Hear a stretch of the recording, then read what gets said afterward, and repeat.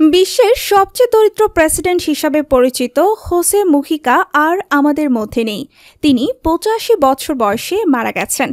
উরুগুয়ের সাবেক president Jose মুহিকা ছিলেন একজন অমিত সাহসী, ন্যায়বোধ সম্পন্ন এবং সাধারণ জীবনযাপনকারী নেতা।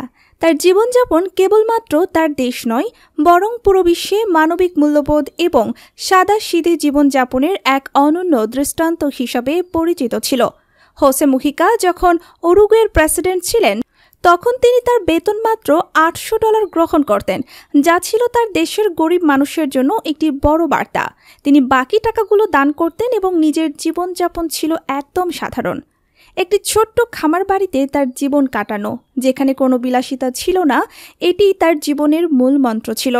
তার মতে, ধনী হওয়ার জন্য অন্যদের দুঃখ কষ্টে জীবন কাটানোর কোনো মানে নেই।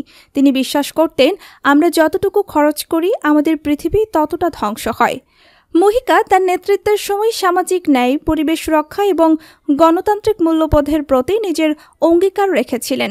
তিনি বিশ্বের নানা দেশে শান্তির লক্ষ্যে কাজ করেছেন এবং বিশেষভাবে পরিবেশ সংরক্ষণ বিষয়ে আন্তর্জাতিক স্তরে গুরুত্বপূর্ণ ভূমিকা পালন করেছেন।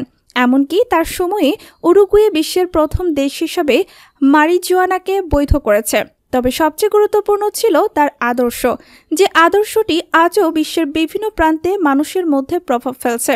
তার জীবন ছিল সেই সব মানুষের জন্য যারা বিশ্বাস করেন সুখের মূল চাবিকাঠি বিলাসিতা নয়, বরং সরলতা, সাম্য এবং মানবিক সম্পর্কের মধ্যে রয়েছে।